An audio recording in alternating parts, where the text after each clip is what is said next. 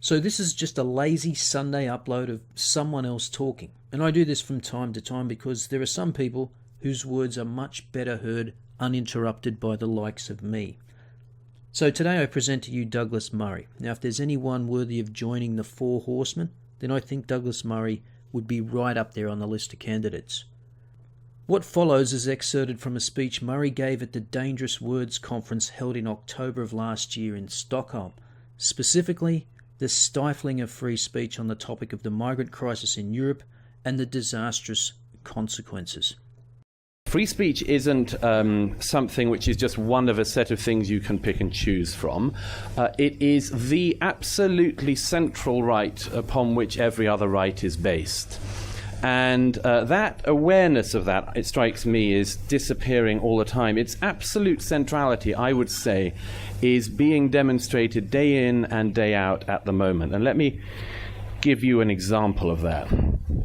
The migration crisis through which Europe is going at the moment has been made infinitely worse at absolutely every step of the way by our inability to understand the importance of free speech. Absolutely every step of that journey.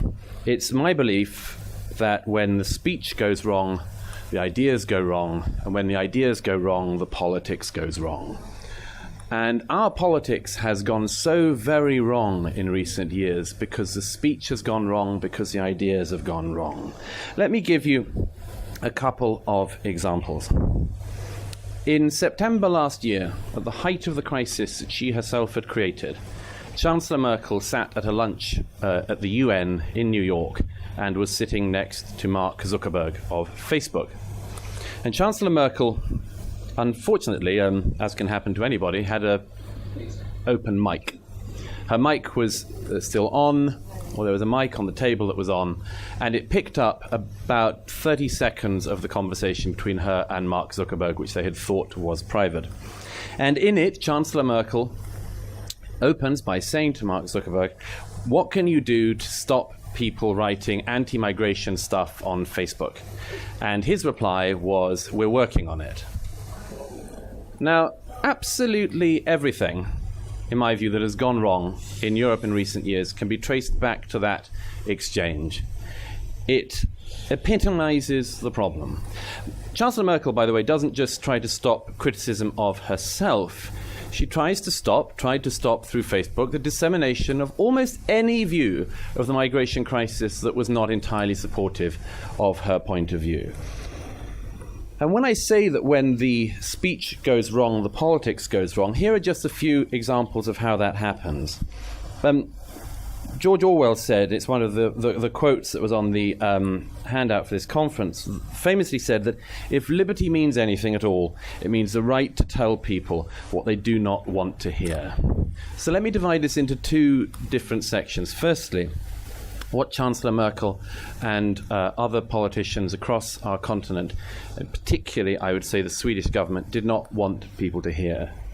They did not want to hear that letting in millions of people into Europe in the space of months would massively destabilize European society for our long-term future. They didn't want to hear it.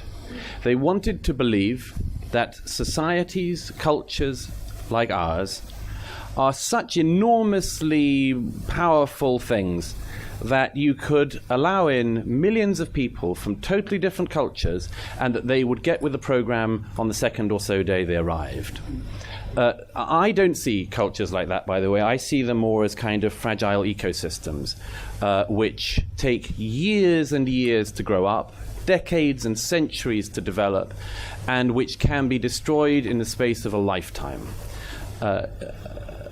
Chancellor Merkel and her colleagues took a different view. But by shutting down the debate, at no point did they allow themselves access to the questions that they should have been asking. And the remarkable thing about this is that only 5 years before she made that catastrophic, to my mind, decision, Chancellor Merkel gave one of her most famous speeches in which she said that multiculturalism had failed.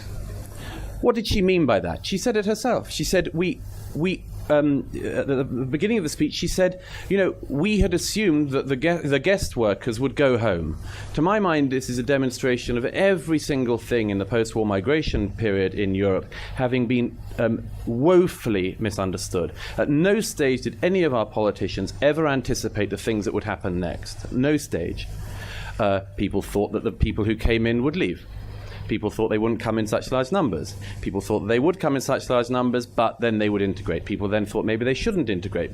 Some people said you should integrate, and their colleagues said no, that's colonialist thinking, and so on. So we were confused throughout this whole episode, and we were partly confused because we deliberately stopped ourselves from having the discussion. That we will end up having to have at some point anyway. Let me give you one quick example. It's been obvious to me for a long time that if you say that if you open the borders, as Chancellor Merkel did last year, you have an absolute horde of questions that follow on next. It would seem to me that the most obvious question to ask is Europe a place in which anyone in the world who wants a better life can legitimately come and live? That's the beginning of a question to ask. The current thinking, it seems, is to stem the flow at the time being, but we still haven't addressed any of the fundamental questions. I was asking a German politician about this the other day in Berlin, where I was with Daniel Pipes and his group. If you go, as I have done, to all the points of entry in the Greek islands and Italian islands, you see an undoubted tide of human misery. There is no way of glossing this. It is people from across sub-Saharan Africa, across North Africa, across the Middle East, the Far East, coming to Europe for all sorts of reasons. They want a better life. Many of them are fleeing war. Many of them are fleeing political persecution. They are terrible, terrible stories. But none of the answers that Chancellor Merkel and her colleagues have given could possibly answer this question. What, for instance, do you say to an Afghan refugee, like one I was speaking to the other day on the island of Lesbos, who said, why have the Germans given preferential asylum treatment to the Syrians? The Syrians have only had a civil war for 5 years. We've had one for 15. Why don't you make sure you have as generous provision for all the people from Afghanistan who'd like to come to Germany and Europe as you do for everybody else? Eritrea, which almost nobody in Europe had heard of until the last year, is a terrible society. It's undoubtedly a society in which very, very many millions of people, if they had the chance, would want to leave and come to Europe. The current discussion about this has reduced to the discussion of legitimate asylum seekers and economic migrants. Let's say that the Vice Commissioner of the European Commission, Frans Timmermans, was right earlier this year when he said in his estimate at least 60% of the people who arrived into Europe in 2015 had no more right to be in Europe than anybody else in the world. Let's say that's right.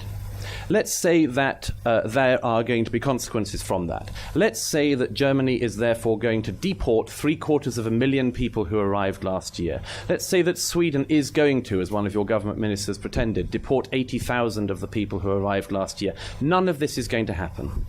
It's an absolute lie, and they must know it as they say it. They must know it. There is no way on earth that they have the provision or the political will to carry out such an act. So they continue to fib themselves, and the press and others continue to go along with not asking the questions they want. So here is one which gets us towards, as it were, the point of conclusion faster. Let's pretend that Chancellor Merkel and Jean-Claude Juncker, who we in Britain thankfully no longer have to see very much of, let's say that they invented in the coming weeks a machine, a sort of body scanner-like machine that you get at airports, which when you walked through it at the southern points of entry into Europe, determined at a bleep whether you're a legitimate asylum seeker or an economic migrant. And let's say that there was the political will to, in fact, repatriate the 6 out of 10 or so who were economic migrants rather than legitimate asylum seekers. Does Europe still want to insist on welcoming everybody in the world who is a legitimate asylum seeker?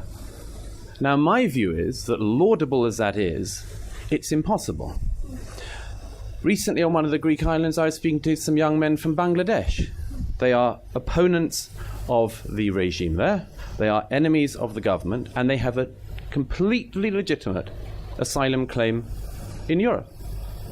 But if you add up all of these countries, from Bangladesh and Pakistan and Afghanistan and Iran and Iraq and Syria and across the Middle East, and you go all across North Africa and down into sub-Saharan Africa, you're talking about hundreds and hundreds of millions of people who have absolutely legitimate asylum claims to come to Europe. And this is a discussion which I very rarely hear.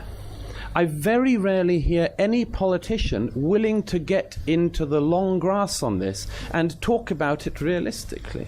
And here is then the second problem of that. If the politicians don't allow the speech, then you get bad speech. Then the speech goes wrong. Let me give you a couple of examples. In recent months, I've noticed an upsurge on social media and across some protest groups in Europe of talking about refugees in the most appalling terms. You can see protest movements that describe all migrants to Europe as, for instance, rape-fugees, or some that will call them, for instance, refugee-jihadists, an unamusing term, a dumb term as well as being an offensive one. But that's what you end up getting. Chancellor Merkel pretends that all of the people coming are legitimate, all of the people are good, none of them will ever do anything bad, Europe is their new home. And then the response, sure as anything, is that you get people who say that all of these people, including many people who fled from rape and jihad, are themselves rapists and jihadists. It's the same thing you can see being played out in the States. You get a president who is so unwilling to say the word Islam or Islamist or Islamism or Islamic terrorism and so on, that he, even when an American hostage is decapitated by a guy shouting Allahu Akbar in the Syrian desert, says that that attack probably had less to do with Islam than with any other religion. It's inevitable when you have a US president who says that somewhere down the road you're going to get a counterpart who says, for instance, not one Muslim should come into the States. It's yin and yang, as obvious as night follows day, that that's what happens. Because the generation of politicians who've been in charge tried to stop the debate, tried to stop the discussion, and so the discussion is turning rancid across Europe. This seems to me to be the clearest possible threat to our societies in Europe, and one which we are unbelievably loath to admit to. You know, Mencken, I said I'd give you another quote. H.L. Mencken once also said, "The most dangerous man to any government is the man who's able to think things out for himself and without regard to the prevailing superstitions and taboos." But we have so many prevailing superstitions and taboos in our societies, and our politicians found them so incredibly helpful for years, that I genuinely see for the first time, I think, in my adult life, how bad this could go in Europe. For the last week, we've gone to Paris, to Berlin, and now to Stockholm. When somebody said to me the other day in Stockholm that they thought that Sweden was the craziest country in the world, apart perhaps from North Korea, I can assure you that having been to North Korea, you're on a very level pegging.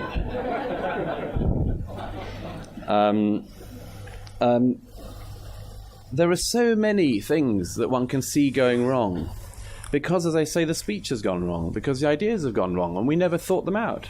We never had the courage to go through with them, and people tried to shut us up and silence us. Well, if there's any point to a day like today, it is to say no to that, to say we will insist, we will disagree among ourselves, we will disagree with each other, and there will be much debate and discussion in the years ahead and things on which we will all disagree. But that on one thing in particular we have to be firm, which is that there should be nobody, no German judge, no German chancellor, no Swedish politician, no Brussels bureaucrat or British politician who should stop us from saying what we think about our own future. And that we have that right, we will retain that right, and we'll retain it whatever happens in the years ahead. Thank you.